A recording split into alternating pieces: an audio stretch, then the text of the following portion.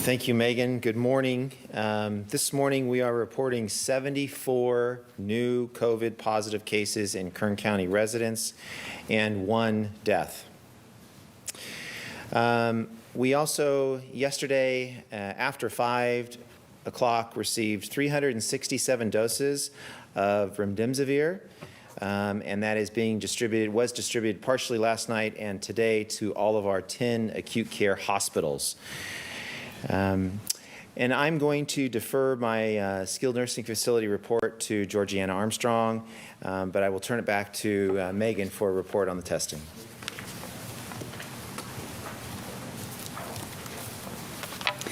Okay, today we have a couple of updates to make on our COVID-19 testing sites. There are still the state-funded sites as well as the county-funded sites. We are approaching 12,000 tests completed since the beginning. The state sites, I want to remind you that they move depending on usage, so they need to maintain a particular level of usage. And so thankfully we're seeing an uptick in several of those locations. You have sites in Arvin at the Public Health Building, the Kern County Fairgrounds, which is a drive-through only location, the Wasco Library, and Rosamond. Our county-funded sites also remain open. There is a change. The site in Oildale at Good Sam Hospital has now switched to 7 days a week and operates from 6 a.m. to 2 p.m. to accommodate the heat. The locations in Taft, Delano, Kern River Valley, Ridgecrest, Tehachapi, and Lamont remain open. And that concludes the information for our testing sites. I'm going to pass it over to Georgiana Armstrong to give an update on our skilled nursing facilities. Thank you, Megan. I appreciate this opportunity to brief you on the actions the county has taken with regards to assisting our skilled nursing facilities to maintain their operations in a way that is safe for their staff, their residents. Last week, the county developed a comprehensive checklist and deployed 2 county staff teams. Those teams visited all 19 SNFs last week. We're compiling that data, and it helps us to build our understanding of the gaps that may exist and ways that the county may assist these facilities to address those gaps. The California Department of Public Health, CDPH, has indicated interest to partner with the county staff for future site visits. So those will be done, and those are currently being planned. Given the extraordinary impact COVID has had on the skilled nursing facilities, the county is taking extraordinary action to commensurate with the incident. We are focusing on the big ticket items, so to speak, and the first one is infection prevention and control. Each facility has an infection prevention specialist. The state has resources to assist those facilities. However, the county felt that additional resources in this particular area was vitally important. We are close to retaining additional infection prevention specialist resources that will be funded by the county under the CARES Act. And the purpose of that team will be to visit the facilities as an extra set of eyes to help identify gaps and issues that might not be noticed by the facilities, to provide guidance, training, tutoring, mentoring, consulting, and also to report back to the county so that we have an understanding of gaps and how the county might work forward to assist those facilities to address those gaps.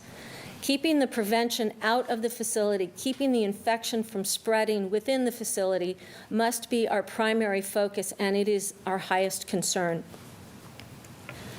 In most incidents, common in emergency management, it is important to gather input from what are known as stakeholders, and those are the organizations and agencies that have participation in a particular event. To this point, it has been the county, the state, and the skilled nursing facilities. But we recognize now that a key stakeholder group is not represented, and that would be residents in these facilities and their families and the staff working at these facilities. We believe the fact that they are on the ground, they are living this experience, gives them a unique opportunity to provide us with valuable information from their perspective, from what they see. So we are establishing a phone line, and we are asking for those constituents who have input and suggestions and ideas and want to raise issues that the county should investigate further. We want to have a mechanism to accept that input. We are working on an email that will be announced next week. That is not ready to go. However, a call-in function is active and ready to operate. The phone number is area code 661-868-0555. Let me repeat that number. It is 661-868-0555. We take your input seriously, and we appreciate any input you can provide to help us assist these facilities to better protect the residents and staff. Thank you.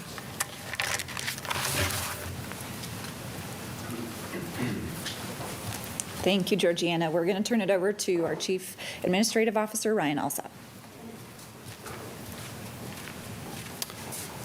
Good morning, everybody. Today, in Kern County, population 900,000 plus, we are continuing to expand our testing throughout the county. We have tested to date 53,247 residents for COVID-19, 48,368, or about 91% of those tests have come back negative. We are seeking results of 697, or about 1% of the total people tested. 4,182 residents, or about 8% of the total tested, have tested positive. Today, of the 4,182 residents who've tested positive for COVID-19, 4,048, or 97% of those people have either fully recovered or are isolated and recovering at home, treating their symptoms on their own. Today, 70 residents, or 2% of those who've tested positive, are receiving some form of care in an area hospital. 64, or 2% of those who have tested positive have unfortunately passed away. Today, at least 29 deaths are being attributed to skilled nursing facilities. These are the facilities that were just discussed by Ms. Armstrong. We have 804 available hospital regular beds in hospitals throughout Kern County. 804. We have 83 available ICU beds today. A little bit on the Kern Recovers program. The Kern Recovers loan program for small businesses. To date, we have distributed a little bit over $10 million in funding to 380 different businesses across 155 different business industries. The average loan is a little over $25,000, and it's taking about 15 days from application to having money in bank accounts. We're proud of that number. The turnaround is fairly quick. Again, we are asking all small businesses in Kern County who have not received federal PPP assistance to go on kerncounty.com. Right on our homepage, there's a link to the Kern Recovers program, and you can apply for some financial assistance at one of 4 financial institutions that are listed on our website. You do not have to be a member of those financial institutions in order to get this funding. So I would encourage all small businesses, again, who have not received PPP, whether you were non-essential or have been essential throughout this endeavor, please go online and seek financial assistance from the county through the Federal CARES Act. Our PPE, Personal Protective Equipment Program, we're going to be distributing personal protective equipment to 5,000. We're targeting 5,000 independent small businesses throughout Kern County. That's a $5 million program. Information on that program will be forthcoming, and we're looking at July 1st as the program launch for that endeavor. Please go to, again, kerncounty.com, to get information on that program. We are going to make PPE available to, we're targeting 5,000 independent small businesses here in Kern County to receive masks, gloves, and other protective equipment, sanitation equipment, et cetera. A little bit about the governor's metrics and how the counties are continuing to be monitored by the state and how counties are monitoring themselves across 3 different critical areas that have to do with testing positivity rate, case rate, and also hospitalized patients. You can track our progress on this on a daily basis. There's a little bit of lag in the data, but on a daily basis, you can go to the state's website, which is covid19.ca.gov. I wanted to report that the 7-day average that also has a 7-day lag for testing positivity rate here in Kern County is currently 6.41%. The goal of the state is to have that below 8. We are below 8. We're at 6.41. Tomorrow we're projecting that we will be at 5.96% under that testing positivity rate category. Case rate per 100,000 people over a 14-day period. Today we're at 92.3. The goal is to be less than 100. We are below that goal today. Tomorrow we're projecting we will be at 81.53 on that category. The third category dealing with hospital capacity, the percent change in the 3-day average of hospitalized patients. Today we're at 19.6%. The goal is to be below 10%. We are above that goal today. Tomorrow we're projecting that number to be lower. It will be 16.4, but still above the goal of 10%. That is a category we continue to watch. We go in and out. Earlier this week we were below 10%. We're back up above. We're likely to go back down below. Again, in any one of these parameters, we go up and down, and these are conversations that we have with the state targeting each one of these categories, having conversations about why these numbers are where they are, and what we can do with the state, working with the state locally to manage those numbers. I talked about the hospital beds and the ICU beds. Just lastly, businesses, please continue to follow the guidance that has been provided by the state, the public health guidance. If you're following that guidance with rigor, your employees are following it with rigor, you're communicating with your patrons who are coming in to your businesses, you have signage communicating this. If you're following that guidance, we are doing everything we can to help manage the spread of this virus. We believe that we're doing a great job as a county in the business community following that guidance. But we would ask today a big favor of our business community. Please have people coming to your businesses wear a mask. It's an easy thing to do. Post a sign on the door, no shoes, no shirt, no mask, no service. Just add a mask to that sign.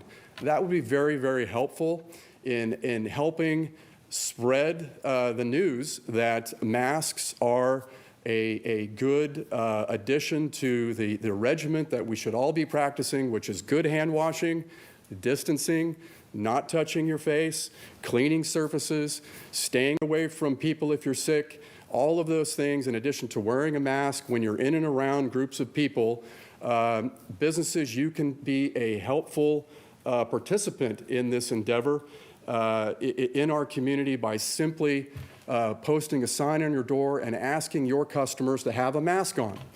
Now, for restaurants, people that are sitting at a table who are able to distance don't have to wear a mask, but when you go into the restaurant, you should be wearing a mask, and wearing a mask all the way to your table, and then you can take it off. But a big part of making sure that the community is wearing masks, are businesses helping us out with this? It's a very, very easy thing to do. I went and filled my car up with gas this morning. I went into a Chevron. They had a sign on the door that said wear a mask. I had my mask on. I went inside. Everybody in that facility was wearing a mask. Again, this is a very easy thing to do. Again, please, no shoes, no shirt, no mask, no service. If somebody doesn't want to wear a mask coming into your business, they can come back later, and you can tell them kindly, you might want to come back at a different time. You might want to check us out online, and provide some other options. Maybe you want to supply them with a mask. That would be a good thing to do. You can get masks to supply your customers with masks through the county's PPE program that we're getting ready to roll out July 1. So with that, we're happy to answer any questions that you might have. Thank you, Ryan. So we'll follow our typical method. Remember, it is *6 to unmute. Our first outlet is KNZR. Do we have anyone on the line with questions? This is Tony Lee from KNCR. Go ahead, Tony. And just wondering, with the way things are going, with more numbers coming in of people that are being tested positive, is that doing anything at all in the minds of the health officials that would change how, our opening up the county? Because there was some talk at one point that if the numbers went too high, we may have to walk that back a bit and close things down again. Where do we stand with all of that? So that's a question for our Director of Public Health. Hang on one second. Good morning, Tony. Good morning. So we do monitor the number of positive tests that we receive from all of our testing sites. Beyond the ones Megan has, we have a lot of other testing sites. I think there's a total of 54 when you look at all of the clinics and everybody else that's helping with testing. That number, though, Tony, stays pretty consistent. As Ryan indicated, it hovers somewhere between 5 and 8 to 9% positivity. That number is pretty consistent. Now, the question you're asking, though, is does that present some sort of concern or risk for the economic vitality of our community? And as Ryan also mentioned, the use of these guidance documents for our business sectors, I believe, makes that business even safer than it was originally.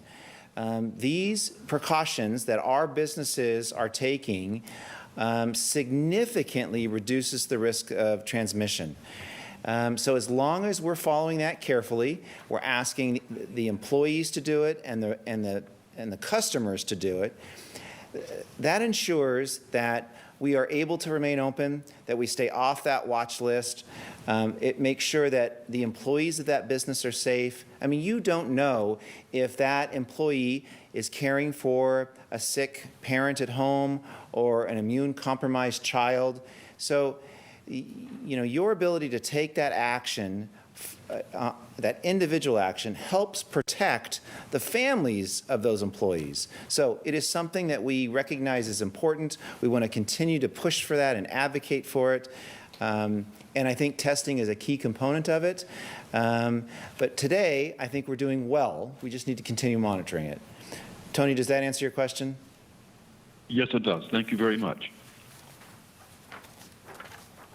Okay, our next outlet is the Bakersfield Californian. Anyone on the line with questions?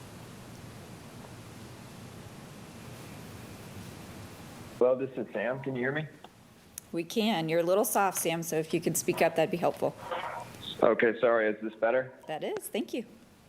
Okay, cool. So my question today is following along the lines of what Ryan was saying about the masks. I know you guys have probably gone over this before, but just because I've seen a lot of skepticism about masks out in the public, is there anybody there who could talk about why masks work and what you guys would say to somebody who, doesn't think masks are effective at curbing coronavirus? Yes, and we're going to have Kim Hernandez, our lead epidemiologist, respond to that. So give us just 1 second.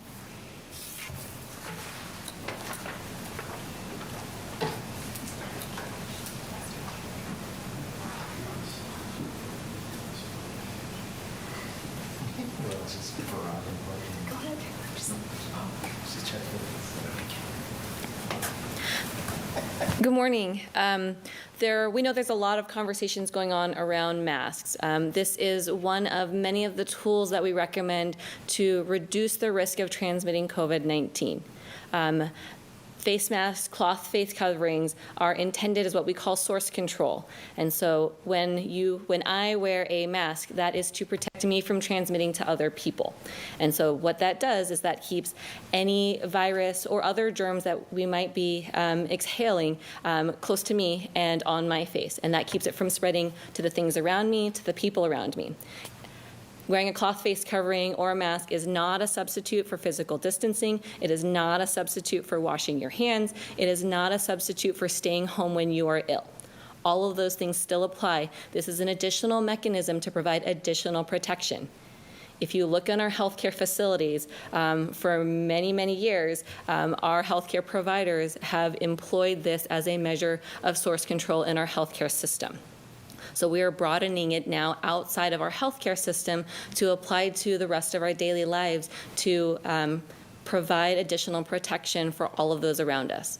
We encourage people to talk to their healthcare providers about wearing them and have the opinions of your healthcare providers, as well as follow the recommendations from the CDC, the recommendations from the California Department of Public Health.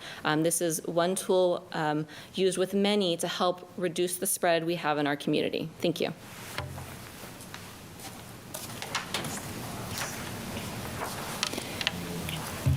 Thank you, Kim. Our next outlet is Channel 23. Anyone on the line with questions? Yes, I'm here. This is Tori Cooper. Good morning. Good morning. Go ahead. So this question may be for Georgiana Armstrong. So we have had a chance to speak with the California Advocacy Director of the AARP.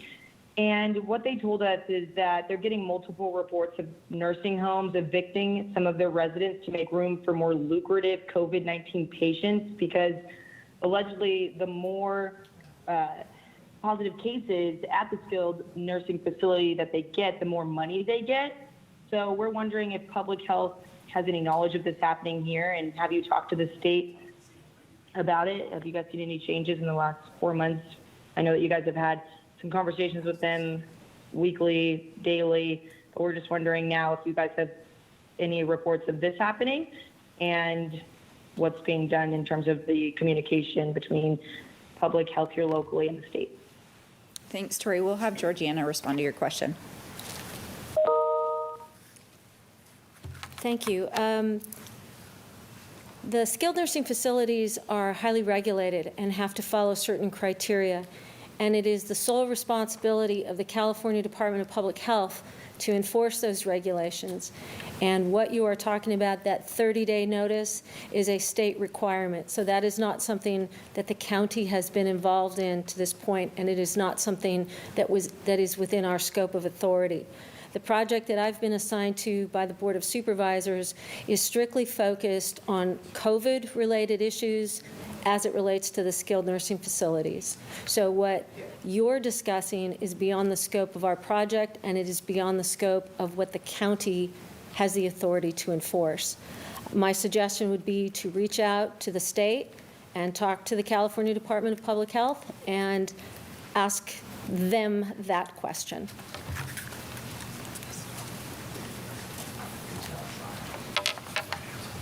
Okay, our next outlet is Kern Soul. Anyone on the line? Sorry, go ahead.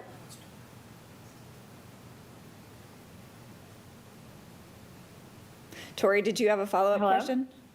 Yeah, I did.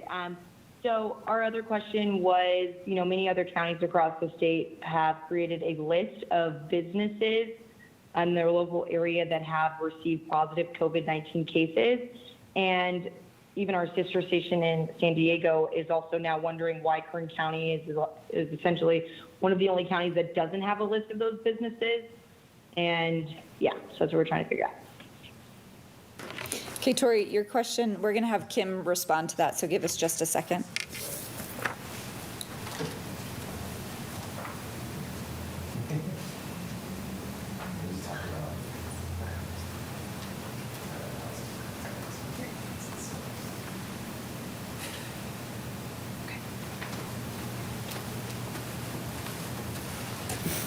Hi, Tori. As we've discussed before, if there is a significant community exposure, we will absolutely be notifying the public. What we found in many of our case investigations is that most people who are identified as cases are close contacts of other individuals. A large group of these are people who are household contacts or are contacts in social gatherings or small settings, and that they are able to identify the close contacts that they are with, and that they are able to notify, as well as the public health department, notify and follow up with those close contacts.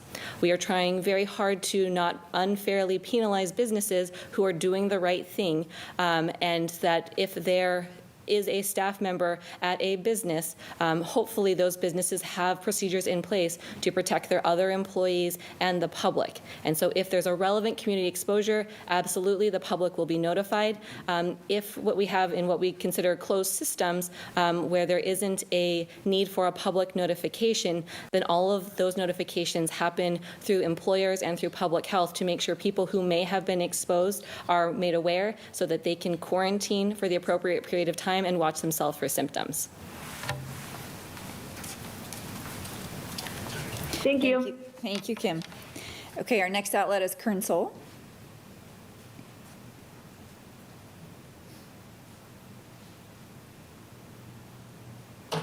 Star 6 to unmute. Okay, our next outlet is channel 29. Anyone on the line?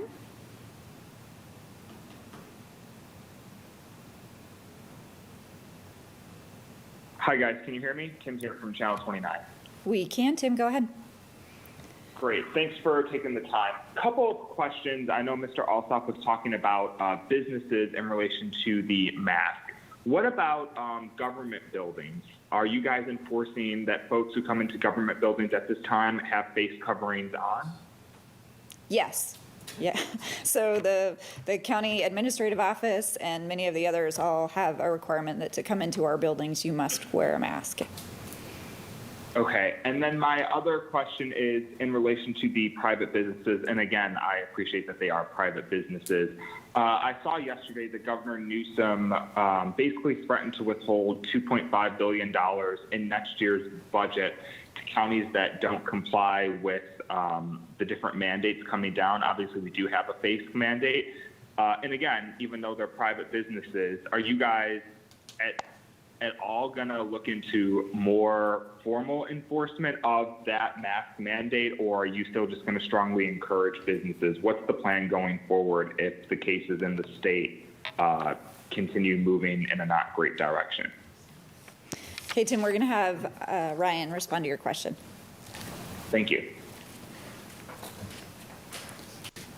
Hi, the state mandated it. I mean, it is mandated. The state, California came out and gave that directive, and it's mandated. We are making sure that everybody understands that that was the directive. And I think that one very easy way, if you want to talk about enforcement, is the participation of businesses in our community that are being frequented by people to have signage asking those folks to wear a mask when they come into their businesses. When they leave the businesses and they get in their car, they can take their mask off. They can take the mask off at home. We're continuing to communicate with everybody what the state guidance is as it relates to COVID.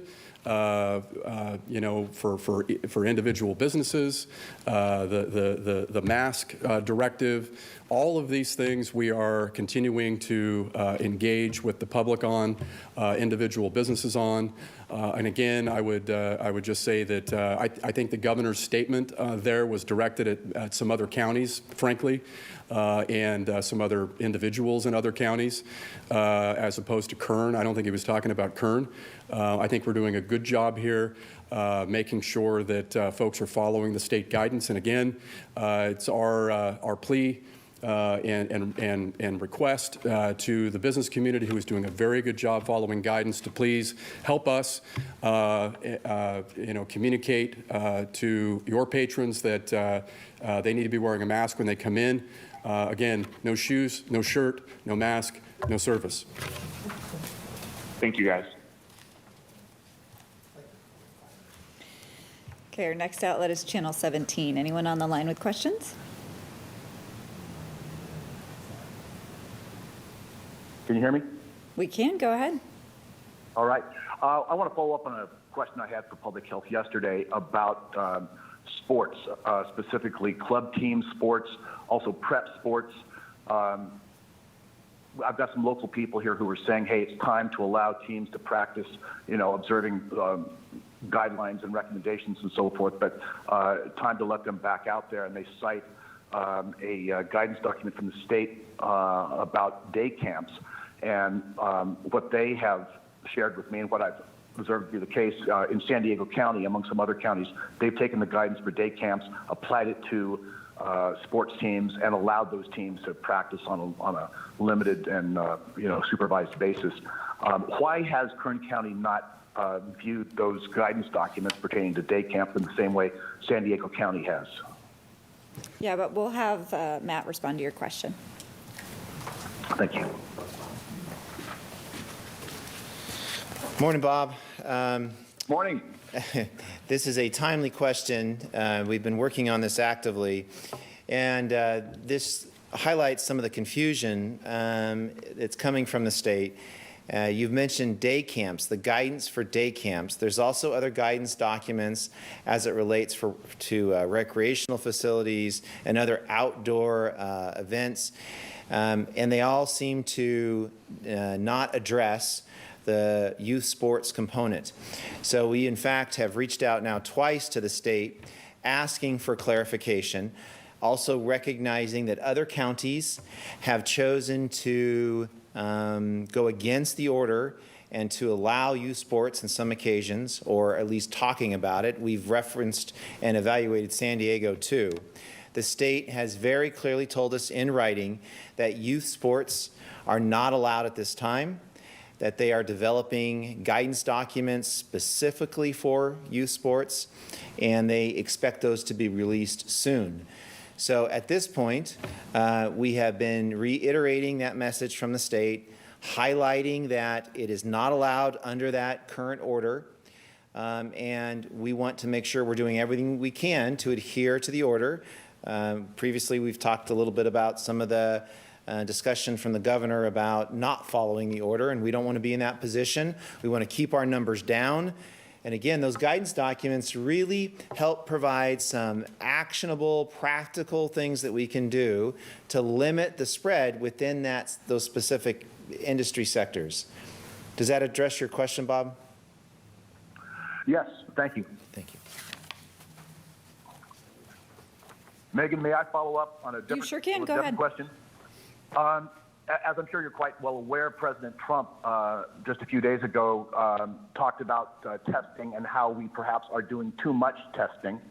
I am wondering if you have heard from any Kern County residents urging you to listen to the President's suggestion, observation, and reduce the amount of testing. We have not heard from the group that's represented here today. We have not heard that feedback.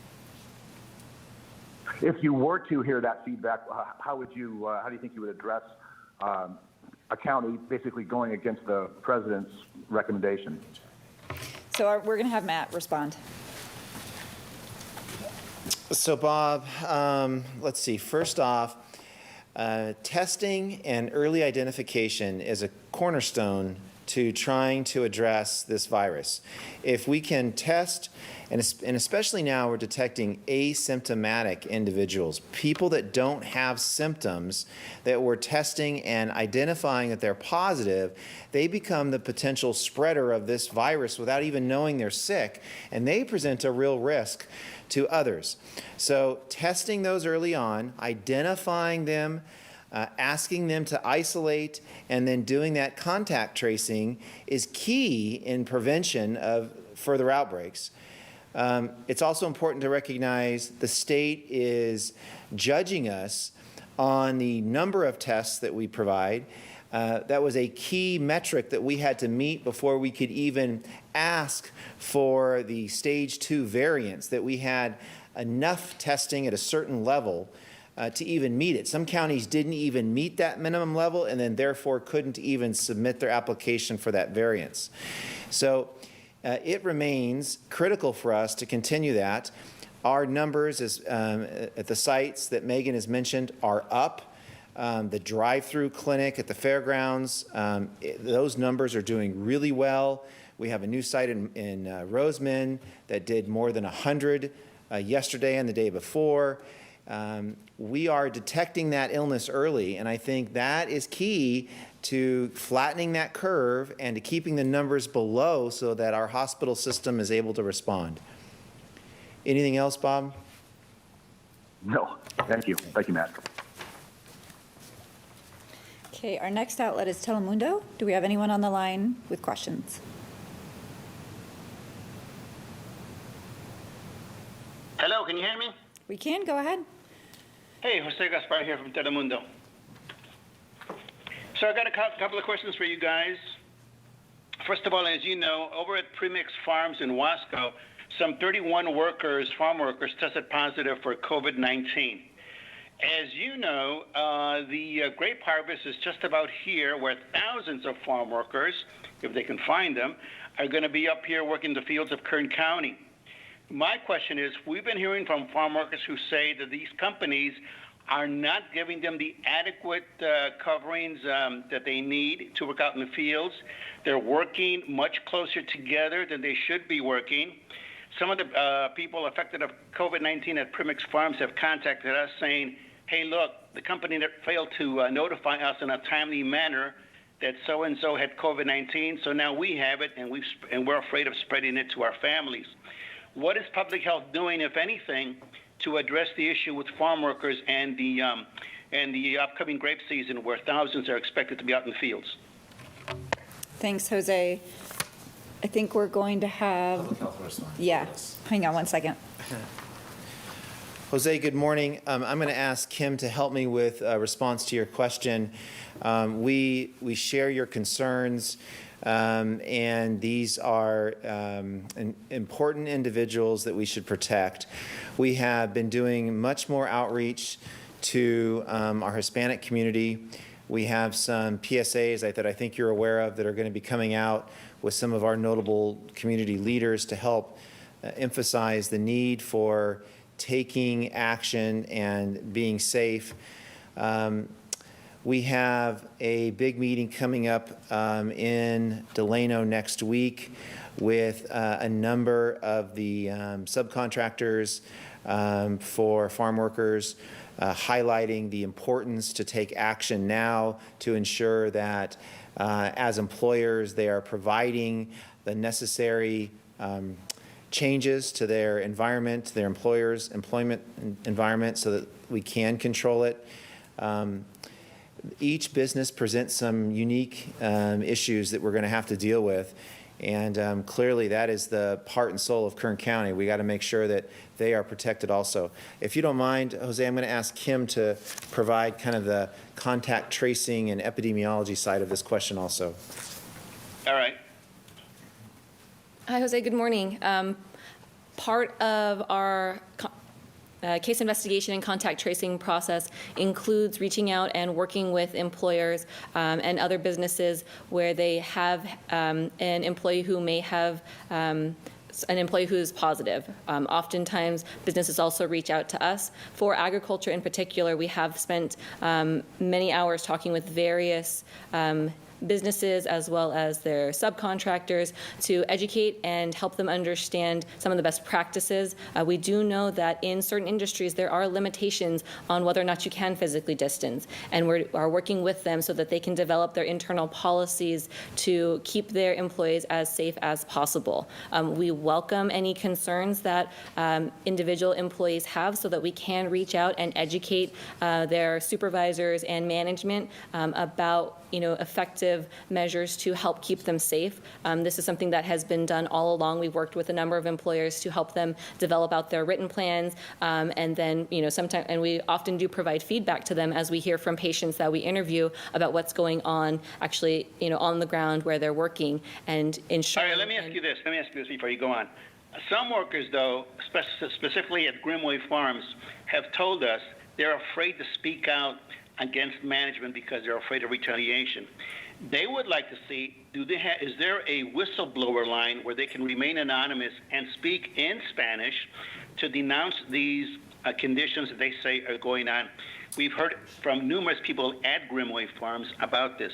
I understand one death has occurred at Grimway Farms. So in the larger agricultural industry, as you know, many of these workers, because of their immigration status, are afraid to speak out. Have you guys thought about establishing a whistleblower line so that they can denounce these actions or at least check out these accusations? So we currently don't have a specific whistleblower line. We do have our call center where we do take complaints. We have a number of patients who talk to the nurses who are following up with them, as well as our other contact tracing staff. Whenever we speak with employers, we never mention names. We never say who, we take, as we always have, confidentiality and privacy. We hold that to the highest standard. We talk to those employers. We tell them what we have heard. Sometimes we are hearing from a friend of a friend of a friend that this is going on, and we do reach out and we let them know our concerns. We hear, what processes they have in place and whether or not those are things that there are changes that they would like to implement and help work with them to help them make effective changes. I wouldn't call it a whistleblower line, but we do welcome those questions. All of the vast majority of the staff we have in our call center are bilingual and do speak Spanish, so they can give those reports, as well as we have nursing staff who speak Spanish, so they can provide that information in Spanish so that we can reach out to those employers, to those direct supervisors if that's so. We always maintain privacy and confidentiality. This is what we have heard from as the Public Health Department, sometimes from multiple sources. And we do try to help educate all of those employers to continue to keep their employees safe. All righty, so this Delano meeting coming up, this will be with labor contractors, is that correct? Jose, I'm just looking at the invitation that we were asked to participate with the California Farm Workers Foundation. Hopefully I'm not speaking out of turn. It looks like it's a public meeting. It's a COVID-19 informational meeting, prevention practices, facts and myths, resources and information, social distancing, monitoring employee health. The notice here says Tuesday, June 30th, 11 to 1 at the Hyatt Hotel in Delano. So again, it's not our event. We've been asked to participate. We'll have 2 Spanish-speaking individuals. I think it also might be presented online. But that is coming up, and that's the event I was referencing. All righty. I do have one other question from a viewer that contacted us. So I just want to throw it out there and see if this is even true. But according to this viewer told us that, I'm not even sure if it's a he or a she, but they tested positive for COVID-19, but were allegedly told by Public Health, Kern County Public Health, that they were not contagious and that they could go back to work. Is that even possible? So I'll ask Kim to try to respond to your question, Jose.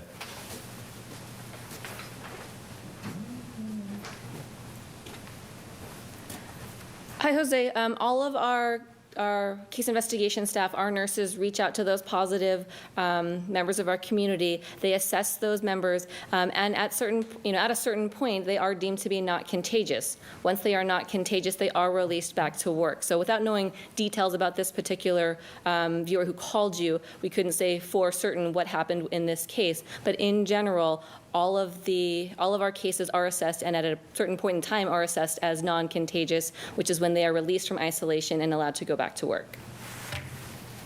Okay, so essentially you need more information about the specific case. Is that right? Sounds like it. All right, thank you. I'm going to pause and see if any of our other stations have follow-up questions.